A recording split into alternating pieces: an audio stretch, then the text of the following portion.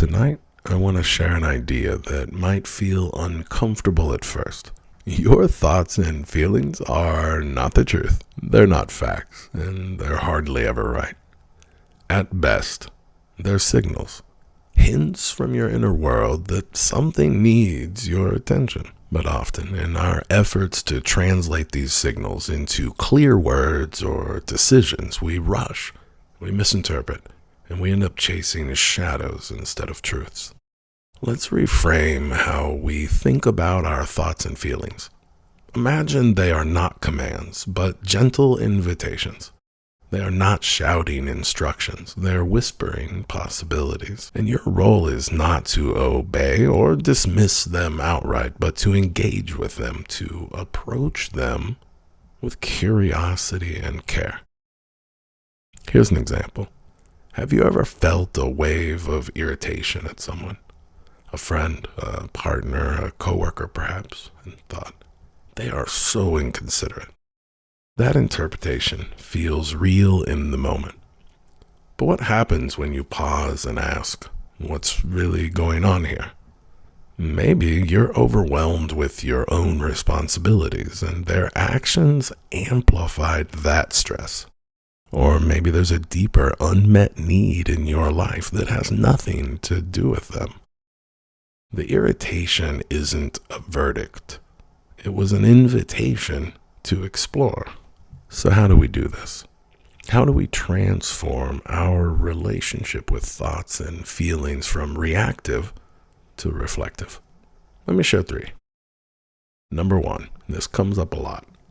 Start with curiosity. When a strong thought or feeling arises, ask yourself, what might this be about? What might be beneath this? Think of your emotions as layers. The first might be anger, but peel it back and you might find fear or sadness or longing. Approach these layers not as problems to fix, but as pieces of a puzzle to understand. Often the deeper layers reveal the truth. Number 2, reframe the narrative. Our thoughts often take the form of internal stories. I'm not good enough. They don't care about me. This will never work. But what if these stories aren't fact, but interpretation? Instead of clinging to them, challenge them. Ask, is this the only way to see this situation? What is another story that I could tell that would be just as accurate? This simple shift can open doors to new possibilities and perspectives. And number 3, encourage your thoughts with inquiry. This is where we can take inspiration from a powerful framework like Byron Katie's The Work and make it practical. When a troubling thought arises, pause and ask yourself 4 questions. Is this true? Can I absolutely know that it's true? How do I react when I believe this thought? And who would I be without this thought? Who would I be in that moment or in that room, maybe with that other person? If I didn't have this thought in my mind, I wasn't believing this thought, who would I have been in the room? Who could I be in that situation without it? Once you've examined it, flip it on its head. What are some opposites of this belief? How might they also hold truth? This isn't about denying your feelings, but about exploring them deeply, testing their validity, discovering what those signals might be pointing towards. Not about silencing your inner world or ignoring your feelings.